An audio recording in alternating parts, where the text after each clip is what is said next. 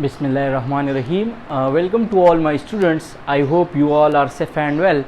So dear students, आज का हमारा जो टॉपिक है वो है डिवीजन फेज के ऊपर। पिछली वीडियोस में हमने सेल साइकिल के बारे में बहुत ब्रीफ इंट्रोडक्शन दिया था, उसके साथ साथ सेल साइकिल को डिवाइड किया था दो में।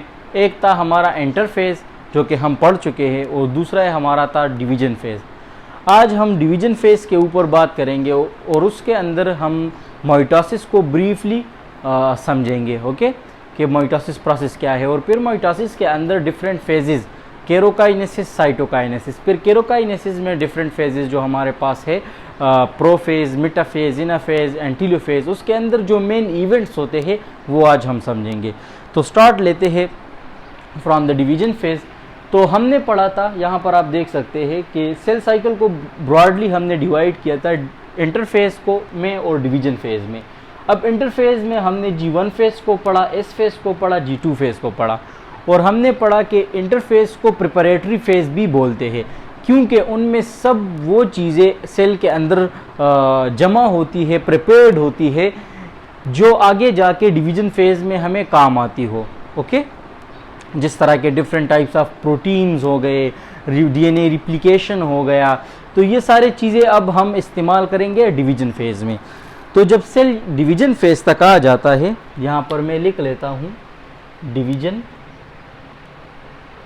फेज। जब सेल डिवीजन फेज तक आ जाता है तो फिर सेल ने आगे जाना है दो प्रोसेस के अंदर, या वो माइटोसिस के थ्रू डिवाइड करेगा या फिर वो मियोसिस के थ्रू डिवाइड करेगा। तो आज का लेक्चर सिर्फ और सिर्फ हमारे पास माइटोसिस के बारे में होगा। अगर कोई भी सेल, बॉडी सेल हो, यानी कोई लिवर का सेल हो, कोई किडनी सेल हो, कोई स्किन का सेल हो, कोई भी सेल हो और वो बॉडी सेल हो, तो उसके अंदर हमारे पास क्या होगा, माइटोसिस प्रोसेस होगा। वो माइटोसिस के थ्रू डिवाइड होगा। तो सबसे पहले हमने अंडरस्टैंड करना है कि व्हाट इज़ माइटोसिस, फिर उसके बाद हम जाएंगे कि डिफरेंट फेजेस ऑफ माइटोसिस कौन कौन से है। तो माइटोसिस में आपने दो बातें याद रखनी है, यहाँ पर आप आ जाए। In this type of division the parent cell divide into two daughter cells and in each daughter cell the number of chromosomes is maintained as the number of chromosomes present in parent cell। अब दो बातें आपने mitosis के ज़रिए याद रखनी है कि अगर दो चीज़ें एक सेल के अंदर इस तरह हो तो हमें पता चलेगा कि ये माइटोसिस प्रोसेस होगा। अब वो दो चीज़ें क्या है कि एक हमारे पास होती है पेरेंट सेल, ये हमारे पास एक पेरेंट सेल हो गया, पेरेंट सेल।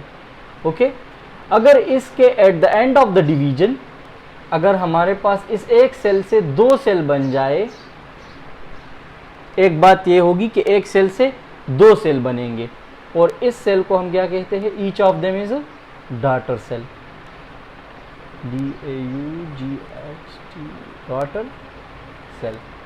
तो अगर डिवीजन ऐसा हो जाए कि एक पेरेंट सेल से दो डॉटर सेल बन जाए और at the end of the cell cycle, at the end of the division phase, तो ये हमारे पास माइटोसिस होगा। और दूसरी बात ये कि जिस तरह नंबर ऑफ क्रोमोसोम्स, यानी आपको पता है कि हर एक स्पीशी के अंदर different number of chromosomes present होते हैं। जिस तरह की ह्यूमन की हम बात कर ले तो ह्यूमन में in each cell of human 46 chromosomes are present. तो इसी तरह डिफरेंट में किसी में 4 होंगे, किसी में 8 होंगे, किसी में 10 क्रोमोसोम्स होंगे किसी सेल में। तो जिस तरह पेरेंट सेल में होंगे, यानी फ़र्ज़ करें ये डिप्लॉयड 2n और ये भी 2n होगा और ये भी 2n होगा। अगर यहाँ पर हमारे पास नंबर ऑफ क्रोमोसोम्स 46 है, ओके, तो यहाँ सेल के अंदर भी, डॉटर सेल के अंदर भी, इसके अंदर भी 46 आएंगे और इसके अंदर भी 46 आएंगे। ओके, तो दो बातें याद रखनी है। अगर यहाँ पर फ़र्ज़ करें हमारे पास, जिस तरह मैंने एग्जांपल लिया है, 4 क्रोमोसोम्स है, तो इस सेल के अंदर भी 4 क्रोमोसोम्स आएंगे और इस सेल के अंदर भी 4 क्रोमोसोम्स आएंगे। तो आपने दो बातें याद रखनी है, एक क्या कि एक सेल से दो सेल बनेंगे, दूसरा क्या कि नंबर ऑफ क्रोमोसोम जिस तरह पेरेंट सेल में होंगे उसी तरह डॉटर सेल में भी होंगे। तो इस प्रोसेस को हम माइटोसिस प्रोसेस कहेंगे। इसके बाद हमने माइटोसिस को फर्दर डिवाइड किया है ब्रॉडली दो फेजेस में। एक को हम कहते हैं केरोकाइनेसिस और दूसरे को हम कहते हैं साइटोकाइनेसिस। अब केरो का मतलब आपको पता होगा कि कैरियोन मीन न्यूक्लियस से कुछ रिलेटेड चीज़ें, ओके। और साइटो का मतलब साइटोप्लाज्म, नेसिस कहते हैं डिवीजन को। अब केरोकाइनेसिस, अगर किसी भी सेल का न्यूक्लियस डिवाइड हो जाए तो हम उसे केरोकाइनेसिस कहेंगे, और अगर किसी भी सेल का साइटोप्लाज्म डिवाइड हो जाए तो हम उसको साइटोकाइनेसिस कहेंगे। आपको पता होगा कि अगर किसी भी हम सेल को माइक्रोस्कोप की मदद से देख रहे होते हैं तो उसके अंदर दो चीज़ें डिस्टिंग्विश नज़र आती है। ये हमारे पास एक सेल है फ़र्ज़ करें, तो इसके अंदर ये जो न्यूक्लियस है दरमियान में, तो ये न्यूक्लियस हमें नज़र आता है और जो ज़्यादा पोर्शन है वो क्या है, साइटोप्लाज्म। तो अगर हमें किसी भी सेल को डिवाइड करना है तो उसकी साइटोप्लाज्म अगर डिवाइड हो जाए और साथ ही साथ उसका अगर न्यूक्लियस डिवाइड हो जाए तो हम कहेंगे कि हमारे पास सेल डिवीजन हो गई है। तो अगर किसी भी सेल का, पेरेंट सेल का, ये हमारे पास क्या है, पेरेंट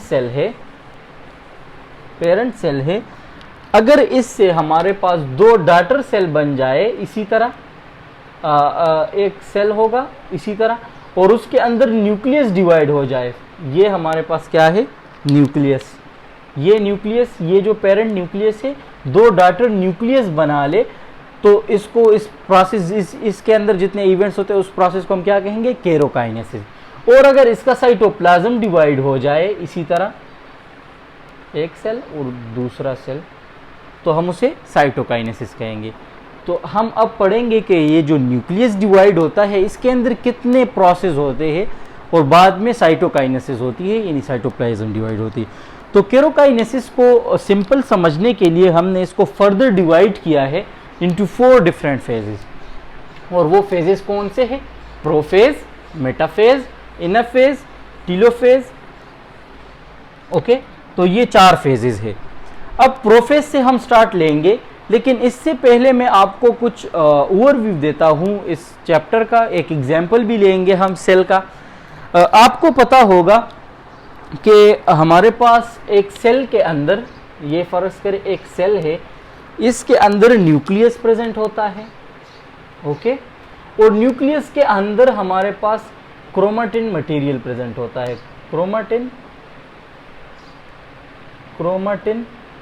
मटेरियल प्रेजेंट होता है, जो कि मिक्सचर होता है, किस चीज का, मिक्सचर होता है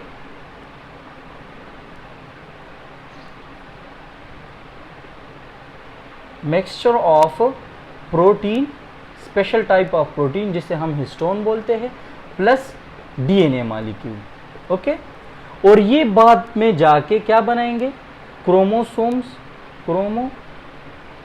बनाएंगे, ओके।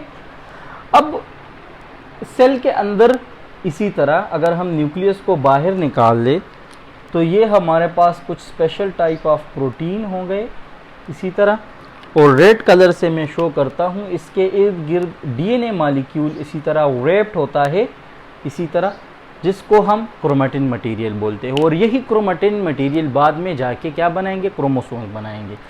अब जब हमारे पास हम एक ऐसा सेल लेंगे जिसके अंदर हमारे पास 4 क्रोमोसोम्स मौजूद होंगे, ओके, क्योंकि हमने फिर बाद में इसको कंपेयर भी करना है। जब हमारे पास सेल G1 फेज में होगी, यानी अभी डिवाइड होके यहाँ पर सेल होगी, अगर एक सेल यहाँ पर होगी तो उसके अंदर हमारे पास एक ऐसा सेल है जिसके अंदर 4 क्रोमोसोम्स है, ओके, 4 क्रोमोसोम्स है। यानी पेरेंट सेल में हमारे पास, पेरेंट सेल में हमारे पास नंबर ऑफ क्रोमोसोम्स कितने हैं, नंबर ऑफ क्रोमोसोम्स 4, और number of DNA is also 4, क्योंकि एक जो हमारे पास क्रोमोसोम्स होती है, नॉर्मल क्रोमोसोम्स जब होती है, जब उसके अंदर डीएनए रिप्लिकेशन नहीं हुआ हो तो उसके अंदर हमारे पास एक डीएनए मॉलिक्यूल रैप्ड होता है। इसी तरह ये क्रोमोसोम्स मॉलिक्यूल है, ये क्रोमोसोम्स है, तो इसके अंदर हमारे पास एक डीएनए मॉलिक्यूल हिस्टोन प्रोटीन के इर्द गिर्द रैप्ड होके, कंडेंस होके ये एक स्ट्रक्चर बना लेती है जिसको हम क्रोमोसोम्स कहते हैं। तो अगर 4 क्रोमोसोम्स मॉलिक्यूल है तो 4 क्रोमोसोम्स है तो 4 डीएनए मॉलिक्यूल उसके अंदर होंगे और एक क्रोमेटिड एक क्रोमोसोम्स के अंदर मौजूद होता है। अब आप देख ले, हमने पढ़ा था कि इस फेज में हमारे पास डीएनए रिप्लिकेशन होती है। अगर 4 डीएनए मॉलिक्यूल है तो वो कितने बनाएंगे? 8 डीएनए मॉलिक्यूल बन जाएंगे, क्योंकि हर एक डीएनए मॉलिक्यूल अपने साथ दूसरा कॉपी, एग्जैक्ट कॉपी बना लेगा। फर्ज करें यहाँ पर हमारे पास इसी तरह 4 डीएनए मॉलिक्यूल थे। एक को मैं ब्लू से, एक रेड से, एक ब्लैक से और एक को ग्रीन से शो करवाता हूँ।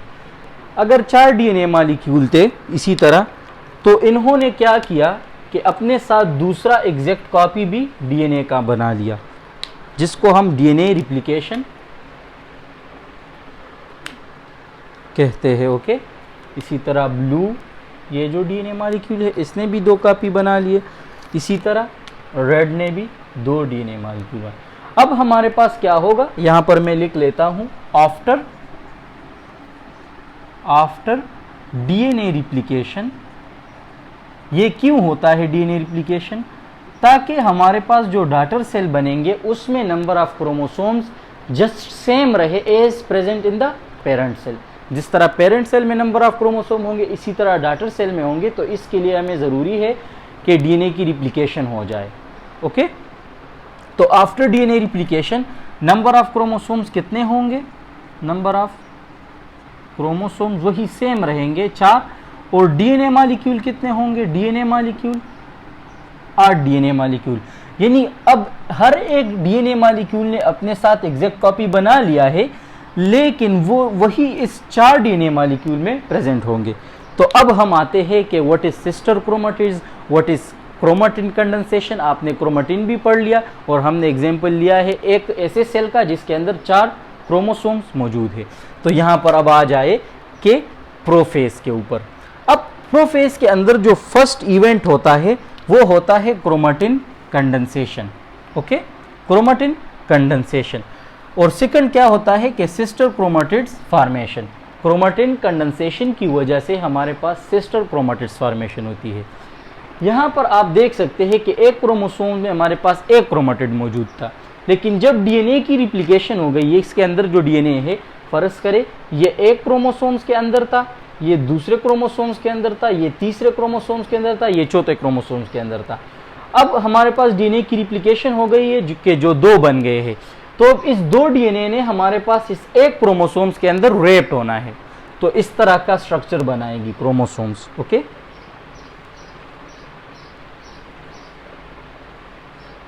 इसी तरह। तो अब यहां पर आप देख सकते हैं कि ये एक क्रोमेटिड हो गया, ओके, और ये दूसरा क्रोमेटिड। अब इस एक क्रोमोसोम्स के अंदर कितने डीएनए? 2 डीएनए मॉलिक्यूल होंगे, क्योंकि एक क्रोमेटिड के अंदर, इस क्रोमेटिड के अंदर भी एक डीएनए मॉलिक्यूल होगा और इस क्रोमेटिड के अंदर भी एक डीएनए मॉलिक्यूल होगा after the what? After the DNA replication. क्योंकि अब हम डिवीजन फेज पढ़ रहे हैं तो प्रोफेज को पढ़ रहे हैं। इसी तरह ये जो हमारे पास 2 मॉलिक्यूल बन गए हैं डीएनए के, यहां पर भी क्रोमोसोम्स के अंदर ये दोनों रैप्ड हो जाएंगे, और इसी तरह यहाँ पर भी ये दोनों, और इसी तरह यहाँ पर भी ये दोनों। यानी अब सिस्टर क्रोमेटिड्स, अब आप देख सकते हैं कि ये डीएनए इसका बिल्कुल क्लोन था। तो सिस्टर क्रोमेटिड्स हम उस क्रोमोसोम्स को कहेंगे, उस क्रोमेटिड्स को कहेंगे जो कि एक दूसरे के बिल्कुल एग्जैक्ट द सेम हो। यानी यहाँ पर जो जीन्स मौजूद हो, फर्ज करें ये हमारे पास एक क्रोमोसोम्स है और इसके अंदर 1, 2, 3 एंड 4। तो अगर इसके सिस्टर क्रोमेटिड्स बनेंगे इसी तरह, तो इसके अंदर भी 1, 2, 3 एंड 4 इसी तरह का डीएनए मॉलिक्यूल होगा। तो इसको हम क्या कहेंगे? ये क्रोमेटिड इस क्रोमेटिड का क्या है? Sister chromatid. तो सबसे पहले हमारे पास क्रोमेटिन कंडेंसेशन होगी।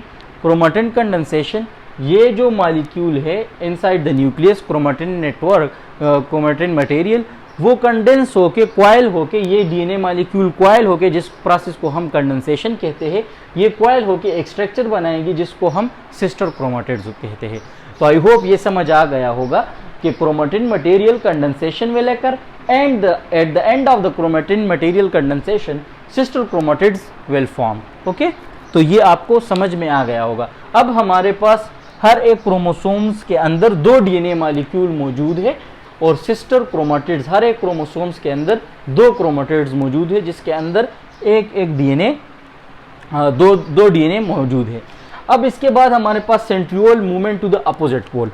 अब यहाँ पर आप देख ले, ये एक सेल है, इसके अंदर न्यूक्लियस हो गया, न्यूक्लियस के अंदर क्रोमोसोम्स बन गए, कंडेंसेशन हो गई, सिस्टर क्रोमेटिड्स बन गए क्रोमोसोम्स के। ओके, 4 इसी तरह। अब न्यूक्लियस के करीब में एक अर्गिनिडी प्रेजेंट होती है जिसको हम सेंट्रियोल बोलते हैं। वो स्प्लिट कर जाती है और एक पोल की तरफ आ जाती है और दूसरे पोल की तरफ आ जाती है। ओके, और इनसे कुछ दागे नुमा यानी दागे अराइज होती है इसी तरह, जिसको हम इस स्ट्रक्चर को हम ईस्टर बोलते हैं जो सनबर्स्ट की तरह दिखाई देते हैं। और जब ये अराइज होती है, ये जो दागे होते हैं इसको हम स्पेंडल फाइबर बोलते हैं। ओके, और ये एक स्पेशल टाइप ऑफ प्रोटीन से मिलकर बनी होती है, प्रोटीन इन नेचर होती है, प्रोटीन इन नेचर होती है जिसको हम फिब्रिन प्रोटीन बोलते हैं, जो कि हमारे पास मेन काम होता है कि क्रोमोसोम्स के साथ अटैच होके, क्रोमोसोम्स के सेंट्रोमेयर के साथ अटैच होके उसको एक दूसरे से, क्रोमेटिड्स को एक दूसरे से अलग करने में मदद देती है। ओके, तो सेंट्रियोल मूवमेंट होती है टुवर्ड्स द अपोजिट पोल। और ये जो न्यूक्लियर मेम्ब्रेन है, न्यूक्लियर एनवेलप है, क्रोमोसोम्स के इर्द गिर्द मौजूद है, ये डिसअपेयर हो जाएगी। क्या? डिसअपेयरेंस ऑफ न्यूक्लियर एनवेलप, इसको हम न्यूक्लियर एनवेलप भी बोलते हैं। तो अब यहाँ पर आप देख सकते हैं प्रोफेज के डायग्राम में, ये जो डायग्राम है, अब जब न्यूक्लियर एनवेलप खत्म हो गई तो साइटोप्लाज्म के अंदर क्रोमोसोम्स इधर उधर घूम फिर रहे होंगे क्योंकि न्यूक्लियर एनवेलप खत्म हो गई। और सेंट्रियोल अपोजिट डायरेक्शन में मूव कर गए, ये एक इस पोल की तरफ आ गया और दूसरा इस पोल की तरफ आ गया।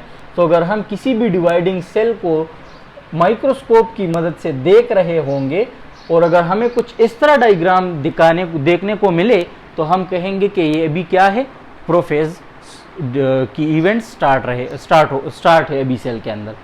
अब इसके बाद हमारे पास ये जो क्रोमोसोम्स है, 4 क्रोमोसोम्स है ना, हमने एग्जांपल लिया था ऐसे सेल का जिसके अंदर 4 क्रोमोसोम्स है। ये क्रोमोसोम्स अपने आप को अरेंज करेंगे in the quarter of the cell, और जिसको हम क्या कहेंगे, मेटाफेज कहेंगे। अभी मेटाफेज स्टार्ट होगा। ये सारे 4 क्रोमोसोम्स आगे जाके हमारे पास सेल के क्वार्टर में, मिडल ऑफ द सेल में अपने आप को अरेंज करेंगे और एक प्लेट बनाएगा। इस प्लेट को हम क्या कहेंगे, ये जो प्लेट बन गया है क्रोमोसोम्स का, इसको हम मेटाफेज प्लेट कहेंगे। ओके, क्रोमोसोम जब दरमियान में आ जाए तो ये हमारे पास मेटाफेज हो गया। यहाँ पर आप स्टेटमेंट भी देख लिए, क्रोमोसोम्स अरेंज देमसेल्व्स, वो अपने आप को अरेंज करेंगे इन द क्वार्टर और middle of the cell in the way a plate is formed called metaphase plate. Okay, I hope ये समझ आ गया होगा। इसके बाद इनाफेज स्टार्ट होगा। अब इनाफेज में splitting of the centromere. Okay, अब हमारे पास ये जो क्रोमोसोम्स होंगे, ये जो सिस्टर क्रोमेटिड्स, ये और ये अब दूसरे के 2 क्रोमेटिड्स है तो सिस्टर, ये एक दूसरे के साथ बांड होते हैं with the help of centromere. तो ये सेंट्रोमेयर इनाफेज में स्प्लिट कर जाएगी। ओके, यहाँ पर आप देख सकते हैं कि ये एक दूसरे से, ये क्रोमेटिड्स एक दूसरे से अलग हो गए हैं। तो मैंने आपको बताया था कि एक डीएनए मॉलिक्यूल इसमें भी था और एक डीएनए मॉलिक्यूल इसमें भी था। जब ये एक दूसरे से स्प्लिट करेंगे, ओके, स्प्लिट करेंगे तो इस तरह बन जाएंगे। सेंट्रोमेयर की पोजीशन पर स्प्लिटिंग हो गई। ओके, तो एक डीएनए और एक क्रोमोसोम्स ये भी हो गया, एक डीएनए और एक क्रोमोसोम्स ये भी हो गया। यहाँ पर आप देख सकते हैं 4 इस तरफ और 4 इस तरफ आ गए हैं। ओके, तो मेन क्या है, इनाफेज में splitting of the centromere, movement of the daughter chromosomes to opposite pole. अब हमारे पास ये एक क्रोमोसोम्स है, पेरेंट क्रोमोसोम्स हो गया, इससे 2 क्रोमोसोम्स बन गए जिस तरह यहाँ पर आपको दिखाई देते हैं। तो ये डॉटर क्रोमोसोम्स कहलाएगी। तो इसकी मूवमेंट होगी, आप यहाँ पर देख सकते हैं कि with the help of spindle fibre ये इस तरफ मूव कर रहे हैं और ये daughter chromosome towards the opposite pole movement कर रहे हैं। तो ये हमारे पास क्या होगी, इनाफेज होगी।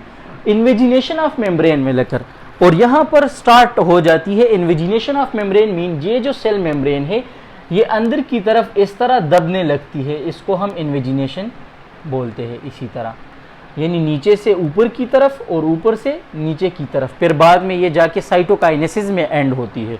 ओके, अब इसके बाद हमारे पास है टीलोफेज। ओके, तो ये मैंने मिटा देता हूँ टीलोफेज, साथ ही साथ आप नोट भी कर लीजिएगा तो बहुत आसानी रहेगी आपको समझने में फिर बाद में। टीलोफेज बिल्कुल रिवर्स है प्रोफेज की। ओके, जिस तरह प्रोफेज में हमारे पास कंडेंसेशन हो गई थी, सिस्टर क्रोमेटिड्स फॉर्मेशन हो गई थी, उसके साथ साथ सेंट्रियोल मूवमेंट हो गई थी और डिसअपेरेंस ऑफ न्यूक्लियर एनवेलप, तो यहाँ पर क्या होगी कि ये जो डॉटर क्रोमोसोम्स थे, ये यहाँ पर मैं डायग्राम से शो करवाता हूँ, ये हो गए सेंट्रियोल और ये साथ में आ गए क्या, डॉटर क्रोमोसोम्स 1 2 3 एंड 4, 1 2 3 एंड 4। अब ये क्रोमोसोम इस पोल पर आ गए और ये 4 क्रोमोसोम इस पोल पर, इसके इर्द गिर्द भी एक एनवेलप, न्यूक्लियर एनवेलप बन जाएगी और इसके इर्द गिर्द भी एक न्यूक्लियर एनवेलप बन जाएगी। तो एक न्यूक्लियस यहाँ पर बन जाएगी और दूसरा न्यूक्लियस यहाँ पर बन जाएगी। ओके, और ये जो क्रोमोसोम्स है यहाँ पर आप देख सकते हैं, एक न्यूक्लियस यहाँ पर आ गई, ये दूसरा न्यूक्लियस यहाँ, यानी एक न्यूक्लियस से, पेरेंट न्यूक्लियस से 2 डॉटर न्यूक्लियाई बन गई है। और इसके अंदर जो क्रोमोसोम्स थे वो दोबारा से, जिस तरह वहां पर क्रोमेटिन मटेरियल से क्रोमोसोम्स बने थे ना, तो यहाँ पर क्रोमोसोम से दोबारा क्या बन जाएंगे, इसी तरह क्रोमेटिन मटेरियल बन जाएगा इनसाइड द न्यूक्लियस, यानी अनक्वाइल होके, अनकंडेंस होके क्या बनाएंगे, क्रोमेटिन मटेरियल बना लेंगे, ताकि फिर सेल ने आगे जाके प्रोटीन बनाने हैं। क्योंकि जब डीएनए और हिस्टोन प्रोटीन आपस में मिल के क्रोमोसोम्स बना लेते हैं तो उसके अंदर ये एबिलिटी ख़त्म हो जाती है कि वो एक प्रोटीन को कोट करे या एंजाइम बनाए या सेल की ग्रोथ करे, वो इन्फॉर्मेशन फिर नहीं देती।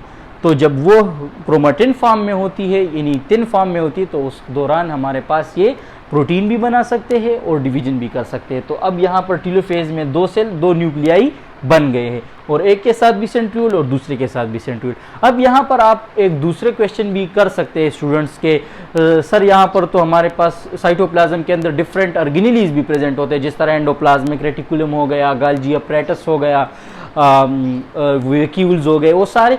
तो वो जब प्रोफेज स्टार्ट हो तो उनमें 2 चीज़ें ऐसी, 2 ऑर्गेनेलीज ऐसे हैं, जिस तरह के माइटोकॉन्ड्रिया हो गया और प्लास्टिड्स हो गए, उसके अंदर अपना डीएनए मॉलिक्यूल मौजूद होता है, तो उसको हम सेल्फ रिप्लिकेटरी ऑर्गेनेली भी बोलते हैं कि वो खुद से रिप्लिकेट कर सकते हैं, उनको न्यूक्लियस की या डीएनए की ज़रूरत नहीं होती इन्फॉर्मेशन की।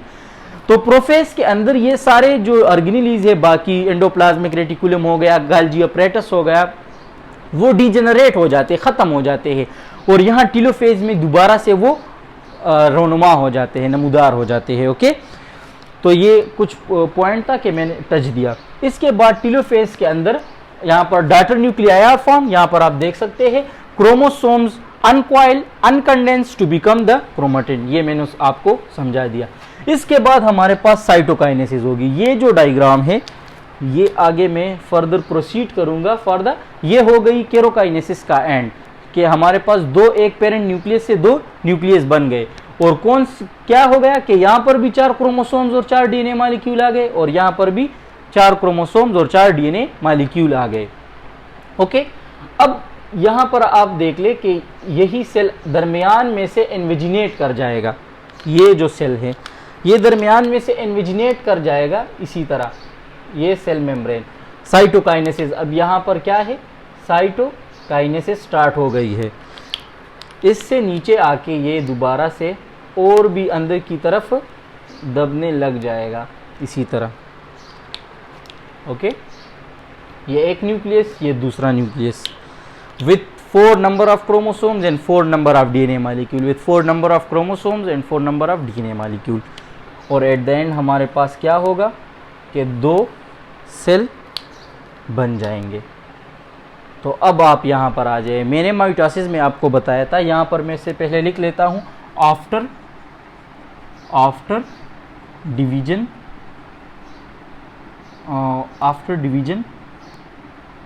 Of mitosis through mitosis. अब जब ये सेल आ गए हैं तो इन सेल के अंदर भी क्या है, 4 क्रोमोसोम्स है। तो number of chromosomes is 4 and number of DNA molecule is 4। तो अब यहाँ पर आप देख ले, जब पेरेंट सेल था तो उसके अंदर कितने थे, 4 क्रोमोसोम्स थे और 4 डीएनए मॉलिक्यूल थे। फिर आफ्टर डीएनए रिप्लिकेशन हमारे पास ये जो डीएनए रिप्लिकेशन की इंपॉर्टेंस थी ना, तो वो यहाँ पर थी कि हमारे पास क्या हो गया, सिस्टर क्रोमेटिड्स की फॉर्मेशन किसकी बदौलत हो गई कि डीएनए डबल हो गया था, तो इस वजह से सिस्टर क्रोमेटिड्स बन गए थे। तो यहाँ पर आफ्टर डीएनए रिप्लिकेशन 8 क्रोमोसोम्स आ गए, तो ये 8 डीएनए मॉलिक्यूल, तो ये 4-4 में बट के एक एक सेल के अंदर 4-4 डीएनए मॉलिक्यूल। तो इस सेल के अंदर भी 4 DNA molecule in each of the cell. Okay, यहाँ पर in each of the cell, in each cell, okay, in each daughter cell. Okay, तो इस सेल के अंदर भी 4 डीएनए मॉलिक्यूल और 4 क्रोमोसोम्स, और इस सेल के अंदर भी 4 डीएनए मॉलिक्यूल और 4 क्रोमोसोम्स आएंगे। तो अब हम माइटोसिस प्रोसेस को समझेंगे कि हमने क्या पढ़ा था कि एक क्या होगा कि पेरेंट सेल से 2 डॉटर सेल बनेंगे। तो ये एक पेरेंट सेल था और इससे क्या बन गए, 2 डॉटर सेल बन गए। अब क्या था कि एक पेरेंट सेल के अंदर जितने क्रोमोसोम्स होंगे उसी तरह डॉटर सेल्स के अंदर भी होंगे। तो इस सेल के अंदर 4 डीएनए मॉलिक्यूल थे, ओके, और 4 क्रोमोसोम्स थे, और इस सेल के अंदर भी 4 डीएनए मॉलिक्यूल और 4 क्रोमोसोम्स, और इस सेल के अंदर भी 4 डीएनए मॉलिक्यूल और 4 क्रोमोसोम। तो हमने ये प्रूफ किया, सारे इवेंट्स भी पढ़ चुके कि माइटोसिस प्रोसेस हो गया है, ये सोमेटिक सेल में होता है। तो अगर कोई भी क्वेश्चन हो आपका इस टॉपिक के हवाले से तो आप पूछ सकते हैं। थैंक यू, अल्लाह हाफिज़।